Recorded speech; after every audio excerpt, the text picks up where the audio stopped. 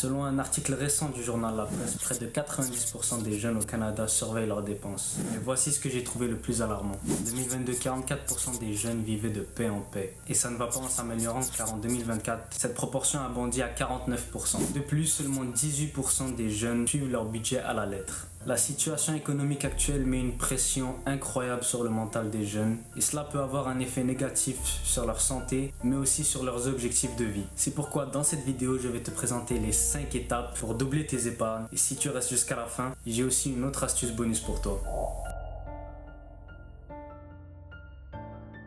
Alors commençons sans plus attendre avec l'étape 1, créer un budget. Comme le fameux dicton le dit, si tu veux savoir où tu vas, rappelle-toi d'où tu viens. Ou du moins un truc comme ça.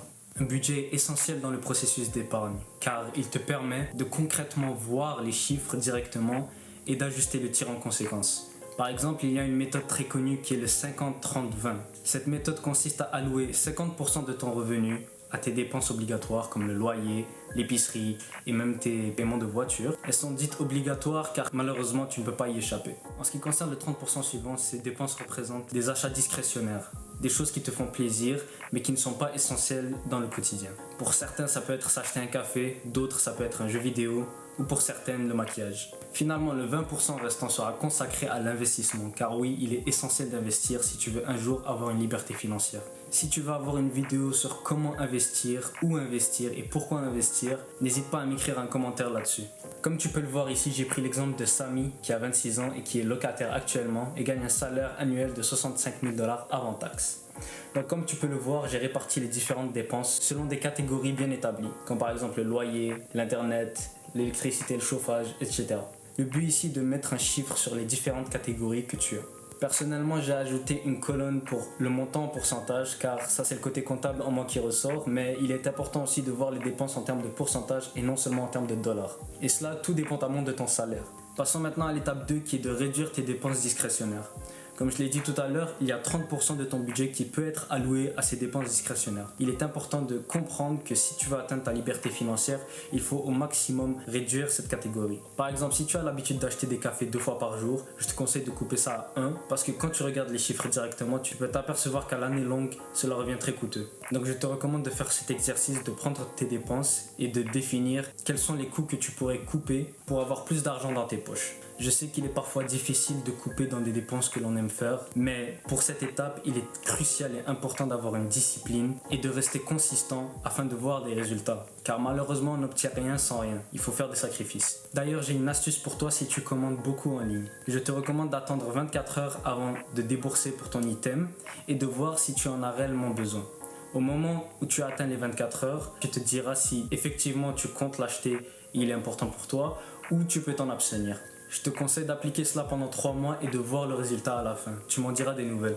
Ce qui nous amène à l'étape 3, augmenter ses revenus. Il y a diverses façons d'augmenter ses revenus.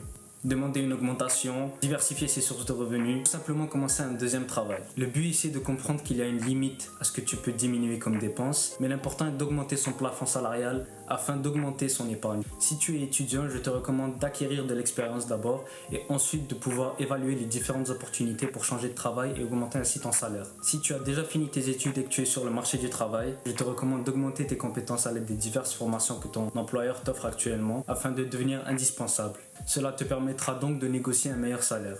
Et dans le cas où cela n'est pas possible, d'autres employeurs se feront un plaisir de t'avoir à leur côté. Ce qui nous amène à l'étape 4, réduire ses dettes. Dans cette économie, on a parfois l'impression qu'avoir des dettes est inévitable. Toutefois, la plupart du temps, c'est ce qui gruse directement tes épargnes. C'est pourquoi je te recommande de t'attaquer directement à celle-ci. Et pour cela, je te recommande 2 méthodes. La première étant la méthode boule de neige. La méthode boule de neige consiste à repayer les dettes les plus petites tout en allant dans un ordre croissant vers les plus grandes. Cela a comme avantage de donner un effet positif à ton cerveau, ce qui te motive pour payer les dettes suivantes. La deuxième méthode, qui est la méthode avalanche, est l'effet inverse. En effet, tu t'attaques aux plus grosses dettes d'abord et tu finis par les plus petites. L'avantage de cette méthode est que tu t'attaques directement aux taux d'intérêt les plus élevés, ce qui va diminuer les paiements que tu dois faire mensuellement et cela a un effet positif sur le taux d'épargne que tu possèdes actuellement. Ce qui nous amène à l'étape 5 et l'étape finale qui est de ne pas tomber dans le piège de l'inflation du mode de vie. En effet, la plupart des consommateurs, dès qu'ils reçoivent un bonus, une augmentation, une promotion, s'empressent rapidement pour dépenser cela, ce qui les ramène à leur situation de départ, d'être coincés avec un taux d'épargne très bas. C'est pourquoi je te recommande de continuer à vivre de façon frugale comme tu le faisais avant, ce qui te permettra de doubler ton épargne.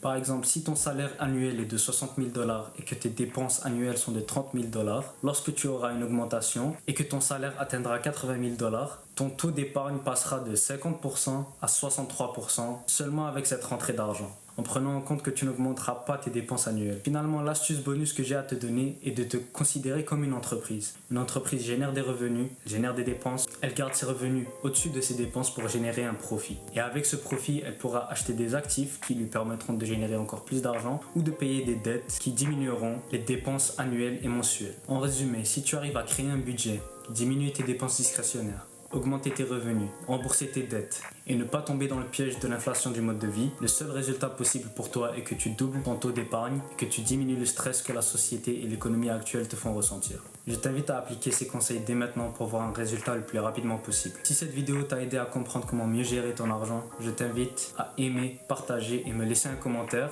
et dis-moi quels conseils tu vas appliquer en premier. N'oublie pas de t'abonner pour ne pas rater les prochaines vidéos et si tu as des questions, n'hésite pas à m'écrire en commentaire ou m'écrire directement à mon adresse Gmail que tu vois à l'écran. Merci.